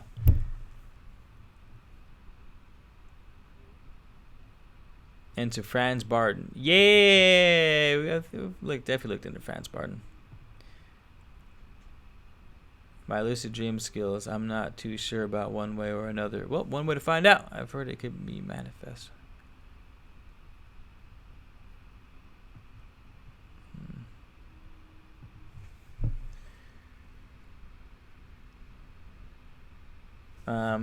Kim Asia, yes. Everyone get your dream journal. It's the most powerful tool you have in lucid dreaming.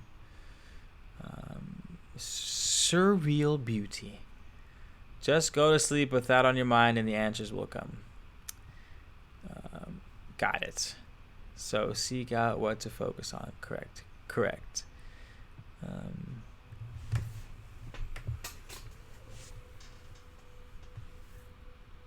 Swim at your own risk. Well said. I am. Well said.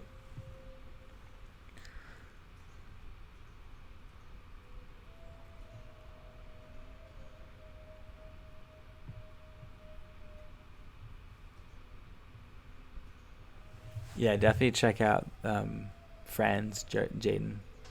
It's a good place to start. Lucid memory. What do you mean by lucid memory, Torrin Floyd?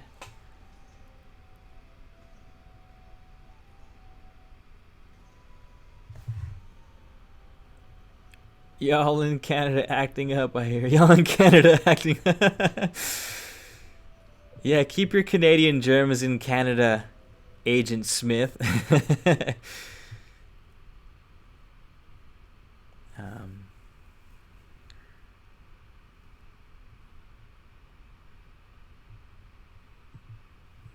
Kamasia's throwing some good lucid dreaming techniques, you guys. I hope you're keeping notes. Where are you at in Power versus Force? I'm about halfway through. I've been slacking in that book, man. I should have finished it days ago. I have the rest of the week off. My ankle's been swollen for the past few days. God knows for what reason. I didn't do anything to it. Friggin' 5G, or maybe it's an ascension. Three signs your spirit is ascending to the fourth dimension. Hey, you guys. My name is Keith Garcia, and I'm here to help expand your consciousness. The 5 ways you can tell today, by tonight, astral project within 3 days, how you're moving into the fourth density.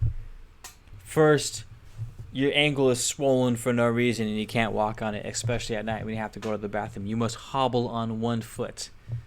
That is the first sign. Cough, cough. Can you remember your past and change your actions to affect change in the now? Is that a rhetorical question, Torn? Where are you getting at?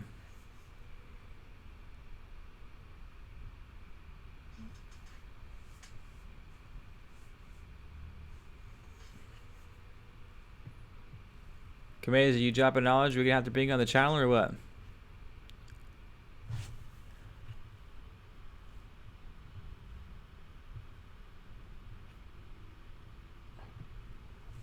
Oh, interesting. So check this out, Kamasia. My first lucid dream came from a nightmare. Some of you guys have heard this story. The Tasmanian devil demon things were chasing me. I became lucid. I thought, oh shit, I'm having a dream. It's my nightmare. I became lucid, went outside. I asked that the Tasmanian devils were no longer Tasmanian devils. They were 9-foot tall, light purple skinned, fire red hair, but like black features, sub-Saharan African features. And I asked her why she stopped. They were all women. I asked them why they stopped chasing me, and she said, if you only knew what you were capable of, you would devour us. And that was my first lucid dream. You seem like you have knowledge on this. I'm picking up what you're putting down and hoping that you could answer. I've got some answers on what that meant, but I'm curious to hear your spin.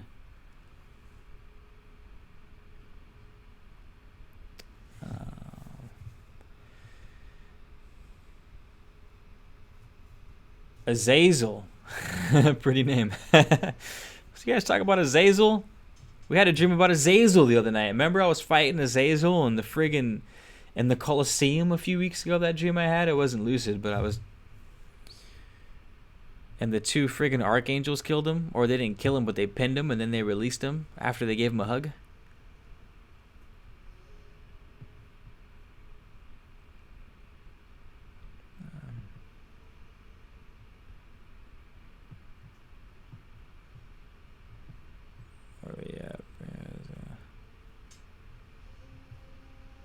Did I miss something? Y'all are laughing in the comments.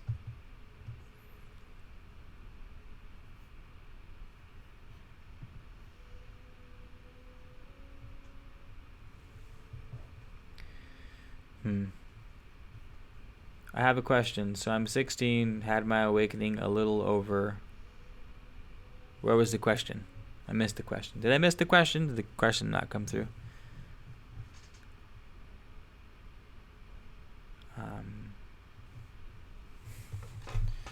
Yes, the will is powerful. There's been a lot of studies on the will, though, you guys. I was doing a lot of reading into psychology a few years ago, and I look over and Franz Barden's book, Initiation into Hermeneutics, is just staring at me. But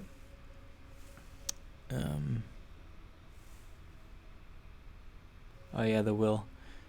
The will can be taxed. We only have so much will, y'all. So be mindful. There's tons and tons of tests on willpower specifically, and how the more decisions you have to make, the more your willpower goes down, and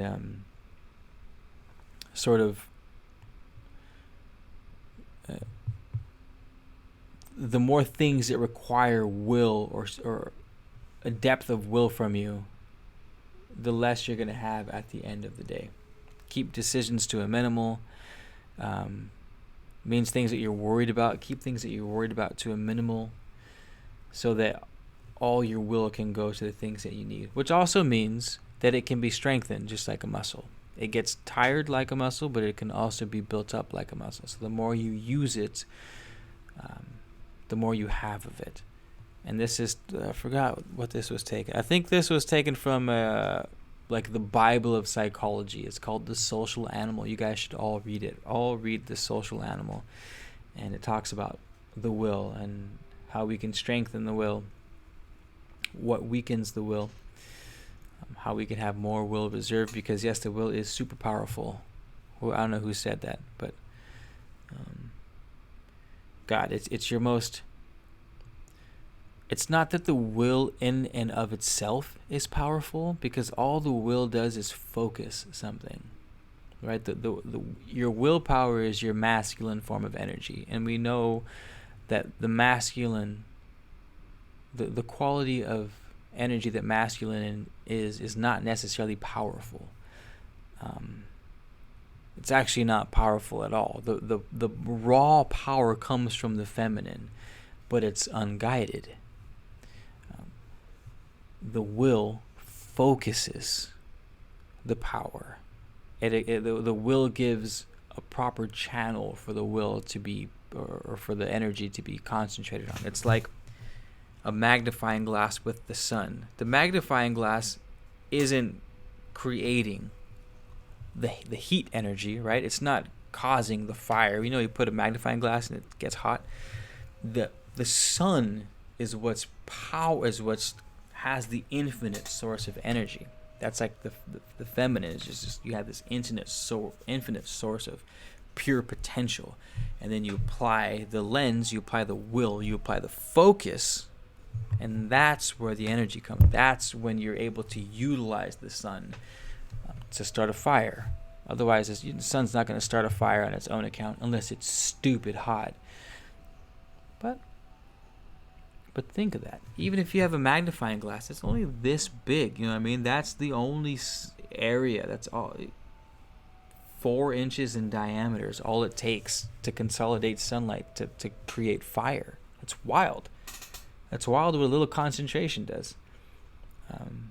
But again, if you're thinking in terms of willpower, think in terms of it's like a muscle. It does get tired, and it will be harder to use it the more you use it. But also, the more you use it, the stronger it will get.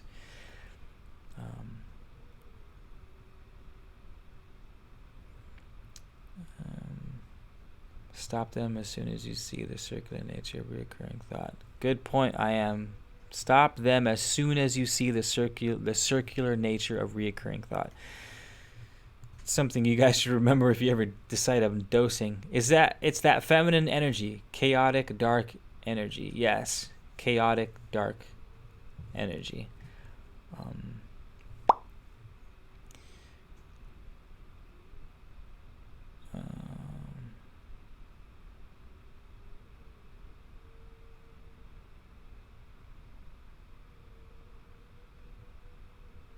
I'm not following, Jaden. You just hit me.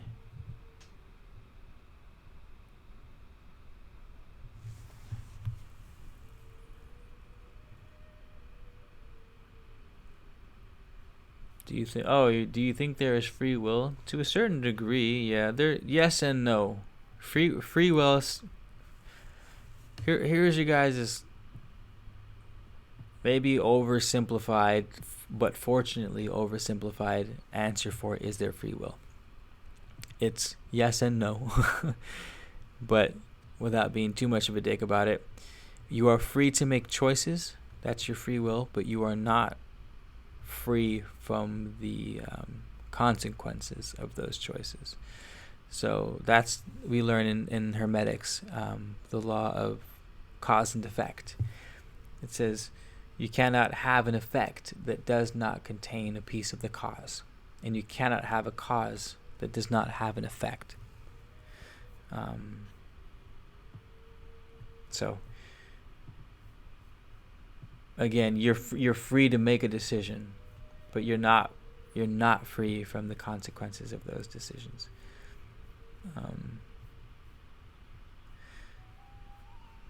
Like, I think you gave the example of someone gives you a name, a race, a gender, and whatnot. I think what you're getting at is how is there freedom when all your ideas have been imposed on you? Which is a good question. Like, how am I, Keith, saying that, it's my fault that I'm into the things that I'm into when I was raised by my parents, who I obviously share probably 90 or 80+% of who I am because of, as a direct result. Well, the answer is I can't change it. But then on the other hand, now that I know that's the case and I decide to not change, then it's on me. It's like you make the same mistake over and over again, and then you learn why you're making it. When you were in the dark, it wasn't your fault. You were ignorant. But now that you know, you're no longer ignorant. Now if you know and you still make the same mistake, that's just you being an idiot, right? And you can say, well, it's just the way I was. Well, it is the way you were, and you're right. The reasoning is, you're perfectly reasonable. But sometimes we're too reasonable, and we need to be unreasonable. Yeah, it's the way you were, but so what? Change. People change all the time. It's difficult. Change. It's definitely difficult. And when you do change, you're stuck with the consequences of that change. You know what I mean? Which hinders on your free will. It's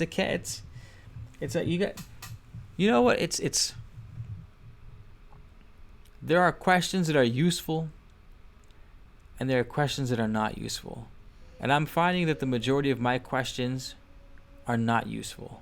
Like, I have the question of free will, and it hasn't been useful for me. It doesn't change the fact that I have to make decisions on a daily basis. It doesn't change the fact that I have to take into consideration the effects of all the causes that I choose to create. It doesn't change the fact that I can be on the effect end of a cause. You know what I mean? Whether or not there's free will or not. Does that mean, let's say that free will does exist. That means I would deny things like culture and race and my name and my ethnicity and things like that. And then I can say, well, it's all programmed. I have no choice. Then that says, okay, then what's the point? Just throw in the towel. Might as well be a robot. You know what I'm saying? So this has been coming up a lot for me lately is what's more important than good answers are good questions, because good answers come from good questions and shitty answers come from shitty questions. And I personally really need to step up my question game and ask questions that are going to immediately help a specific direction or goal, whether it's what I want to study, what do I want to learn, what do I want to have rub off on me, what's useful at any particular given point in time. And something like what is free will is like the fucking dragon that you see that's eating its tail. It's just going in circles forever and ever. Like someone was just mentioning, be careful when you go in circles. The questions that make you go in circles are fun to talk about as thought experiments, and they really develop the mind to get a better grasp of the mechanics of things. But when it comes down to the micro level and what do you want to bring forth on the new world, what do you want to create in the new earth, how do you want to create in the new earth, that's specifics. You know what I mean? That's not what is free will. That's specifics. Like, what drives me? What motivates me? When am I at my happiest? That's a genuine, sustainable happiness for me and my family, for me and my community. These are sort of the questions that really develop shit, that really like put things on the map. You know what I mean? So I feel like I'm preaching right now. I don't mean to preach. Whenever I get into preaching mode, you guys, just imagine me talking to myself. That's basically what's like. Oh, Keith's having a conversation with himself again. Like, let's all listen in on Keith scolding himself. That's basically what's happening. So that was your extremely long-winded answer for is there free will or not?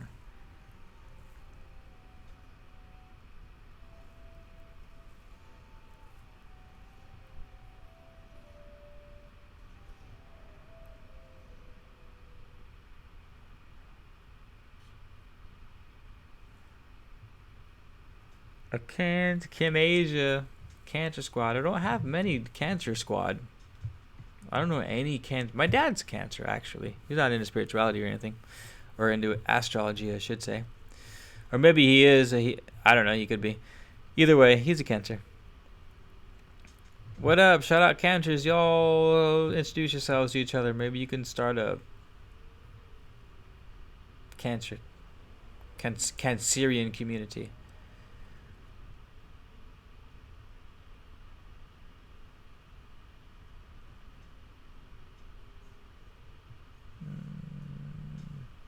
I like to play the devil's advocate sometimes. Same. I like to play it most of the time. Most of the time. That's just because you're a joker, Jaden. What do they call it? I'm not a joker, but the trickster. The trickster role in Native American. There's another name for it, but I can't. It's like starts with an H. It's a vital role.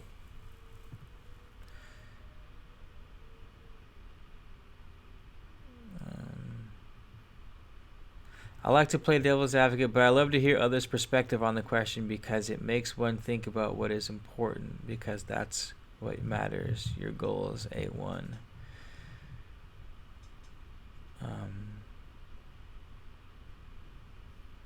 Yeah, that's an excellent way to use that, Jaden. Back to that question. Not to know the answer, but to find. This. What are we? This is. Is it in Emerald Tablets or is it in the Corpus Hermeticum where it says if you want to know someone, to ask them questions? It says don't ask other people about a person, but sit down and have a conversation with them and ask them questions. Nice. Well played, Jaden. Well played. I like that a lot. That's a perfect representation of that old saying, as above, so below. You ask a person what they think about the world, and the response doesn't necessarily tell you something about the objective world, but it sure as hell tells you about that person's subjective world and everything you need to know about it. It's brilliant. It's absolutely brilliant.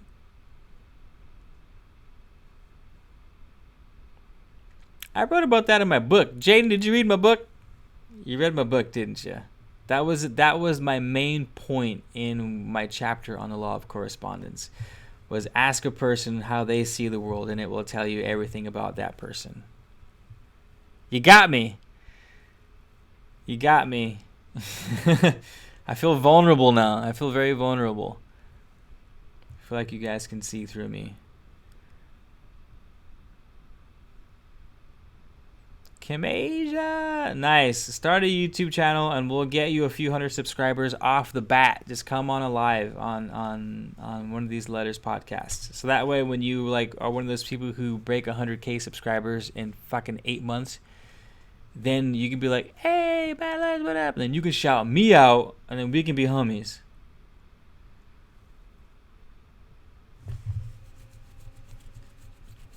I think that's it, you guys. It's chill. I'm gonna go watch another episode of The Last Kingdom because the new season came out. Some friends became enemies. Some enemies became friends. Some people died and shit.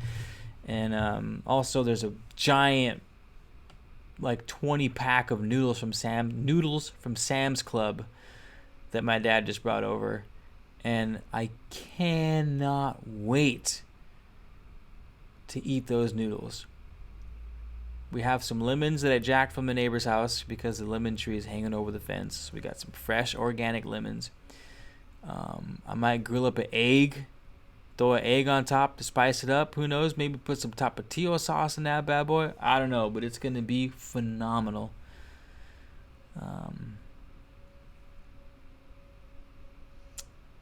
But yeah. The book's called Seven. Oh shit! Agent Smith already beat me to it. But yeah, Jane, take a read. I would love it if you guys. It sounds like I could get some really good feedback from you on it. It was my first book, so go easy on me. Anywho, good night, Kim Asia. Thanks for joining. This is my second and I think final farewell for the night. Alchemy, Jaden, I appreciate it. Sarah, I appreciate it. Surreal Beauty, I appreciate it. John Smith, I always appreciate it. Who else we got in here? Pais, our young cat. Thanks for you've been here for a while too. Nice. Thanks for joining. Hope we could be of some help. Hope we're not. Hope your parents don't think we're like a weird cult or anything. Who else? That's about it. I am. Thanks for being here. You're always here, holding it down, contributing. Thank you. Tomorrow we're going live with Q Reeves at 9:40 in the morning Pacific Standard. So 11:40 Central, 12:40 East Coast, 3:30 England, something like that. 6 or 6:40 in the morning if you're in Hawaii. But yeah, love you guys. Good night. Thanks for being here. See you good. Peace out.